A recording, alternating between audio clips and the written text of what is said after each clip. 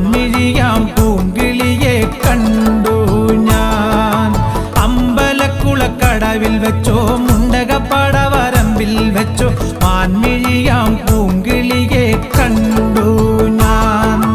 കാട്ടുചമ്പക ചന്തം നല്ല നാട്ടുമഞ്ഞളിൽ ഗന്ധം കണ്ടപ്പോൾ തൊട്ടേ കണ്ണിൽ കണ്ണായി നിന്നവളെ കണ്ണാടിപ്പൂവേ. അമ്പലക്കുളക്കടവിൽ വെച്ചോ മുണ്ടകപ്പടവരമ്പിൽ വെച്ചോ മാൻമിഴിയാം